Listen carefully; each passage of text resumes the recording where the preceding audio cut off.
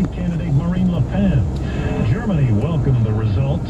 British Prime Minister May suggested it could weaken her hand when it comes to upcoming Brexit negotiations to leave the European Union. On the Health Watch, a new report indicates 34 kids are treated in emergency rooms in this country every day because of ear injuries from cotton tip swabs. When a cotton tip applicator is blindly pushed into the ear canal, that wax gets pushed deeper towards the eardrum where it can't get out on its own. Dr. Chris Jatana of Nationwide Children's Hospital in Columbus, Ohio, finds over a 21-year period ending in 2010, 263,000 kids needed treatment for those kinds of injuries. The Dow is down 14. This is CBS News. The News Watch never stops on Detroit's #1 news station. News Radio 950 WWJ.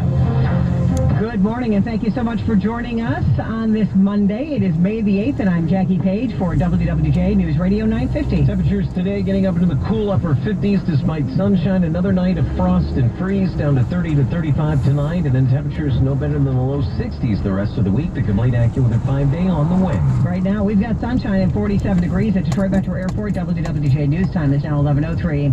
New at this hour, Pepsi wants you to return a number of its bottles because of the way that it tastes. WWJ's Zara Hoover joining us live with more. Zara.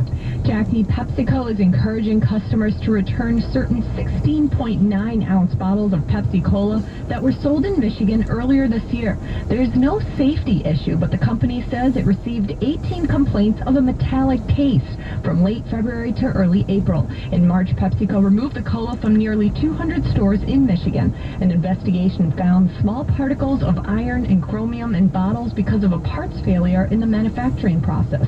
Other Pepsi products are not affected. We'll have more information at WWJ.com. Reporting live, Zara Hoover, WWJ News Radio 950. All right, thank you, Zara. With state lawmakers focused on passing the new state budget, there are no signs yet that the mayor of Detroit, his efforts to revamp the Detroit no-fault system is getting any traction.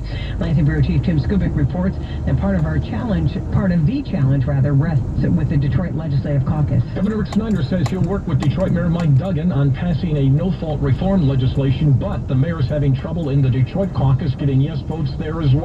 You going to give a yes vote on no-fault? On no-fault? In its current form, you mean the insurance? Mm-hmm. Come on, you know where I stand on that, Tim. Well, okay, you can't work with the mayor on that one, or can you? No, I've always been a no on de-insurance. I'll remain a no on de-insurance, and that's just where I stand. I do not want to eliminate no-fault, and I will not take a second-class insurance or second-class coverage for citizens just in the name of cost savings. That's Detroit Democrat Fred Durhall III.